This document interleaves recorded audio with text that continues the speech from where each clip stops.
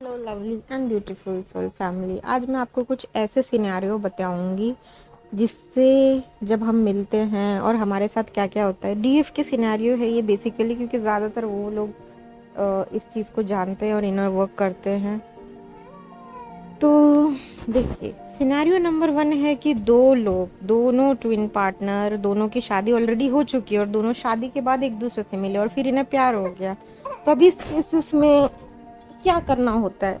इस केसेस में दोनों को प्यार हुआ, स्पिरिचुअल जर्नी हुई, एक दूसरे से मिले, और तो ये दोनों बैलेंस स्टेट में इस तरीके से रहेंगे कि अपने अपने पार्टनर को छोड़ने के बारे में नहीं सोचेंगे, बल्कि ये दोनों स्पिरिचुअली में इतना आगे बढ़ेंगे, स्पिरिचुअलिटी में इतना ग्रो करेंगे कि अपने अपने लाइफ में अपने अपने इंडिविजुअल लेवल पे सोल पर्पस पूरा करेंगे। यही इनकी जर्नी का पूरा होना होगा कि अपने अपने जीवन में अपनी रिस्पॉन्सिबिलिटी निभाए अपने अपने पार्टनर के साथ, और अपने ट्रिगर्स को हैंडल करे, खुद को बैलेंस करे, और जीवन में एक हल्की फ्रेंडशिप एक दूसरे से मेंटेन रखे। एक दूसरे से शादी करने के बारे में सोचना ये डिस्टॉर्शन है, ये एक इम्बैलेंस का स्टेट हो जाएगा। तो ये दोनों के साथ ऐसा होता है। एक सेकंड स्टेज मैं आपको बताती हूँ। सेकंड ऐसा रहता है कि जैसे समझ लीजिए दोनों ट्विन पार्टनर है, दोनों अनमैरिड है, जिसमें डीएफ शादी के लिए चाहती है लेकिन डीएम शादी नहीं करना चाहता। तो इस स्टेट में क्या होगा? इस स्टेट में ये होगा कि डीएफ भक्ति करती रहेगी, स्पिरिचुअलिटी में आगे बढ़ती रहेगी, उसे ट्रिगर मिलते रहेंगे, वो फिर भी आगे बढ़ती रहेगी, और वो उसके अंदर हमेशा एक शादी फुलफिलमेंट की चाहत रहेगी कि मेरी इससे शादी हो जाए, हम एक हो जाए, हम 3D में साथ रहे। तो इस केस में क्या होगा? डीएम कभी शादी नहीं करेगा उससे। क्यों नहीं शादी करेगा? क्योंकि डीएफ चाहती है वो उससे शादी कर ले। जब तक आप ये चाहना लेट गो नहीं करोगे, ये इच्छा मन से त्याग नहीं दोगे, तब तक आपका यूनियन नहीं होगा।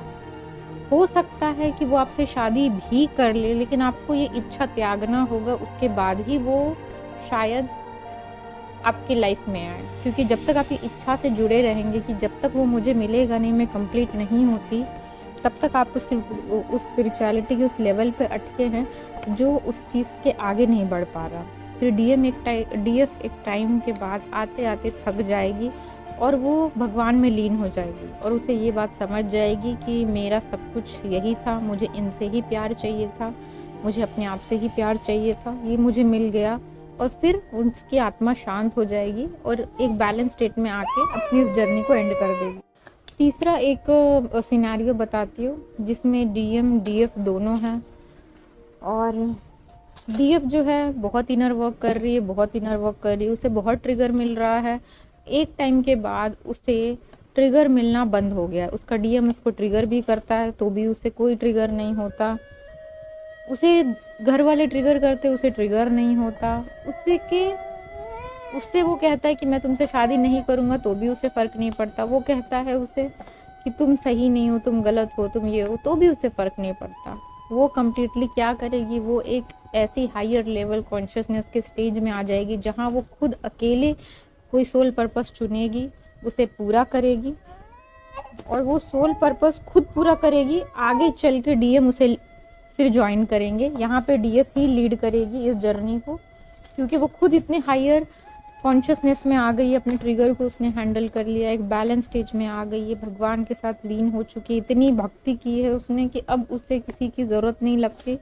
वो खुद की लाइफ में फोकस और आगे बढ़ना चाहती है। अब वो ना शादी करना चाहती है, उससे किसी और से अगर उसका कोई पार्टनर होगा तो वो ज़रूर करेगी, लेकिन उसके पीछे वो नहीं भाग रही है।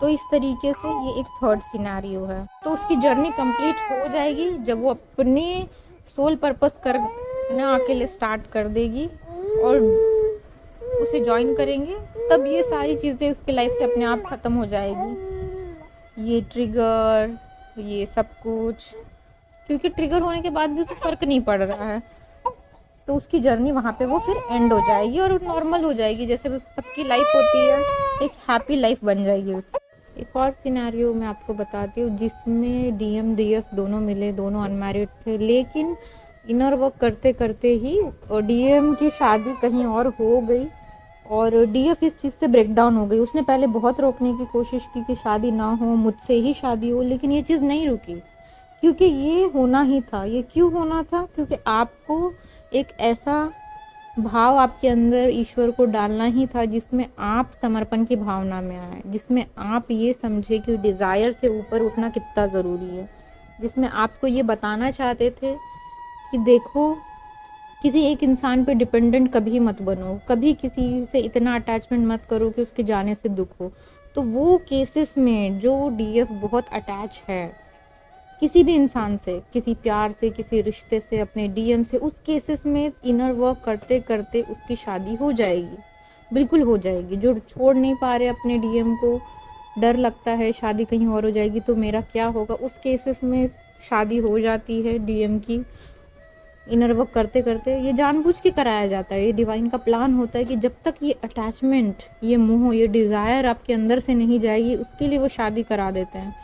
और आपके अंदर हमेशा ये इच्छा बनी रहती कि काश वो मेरा हो जाता, मैं ये कर लेती तो हो जाता, मैं वो कर लेती वो हो जाता।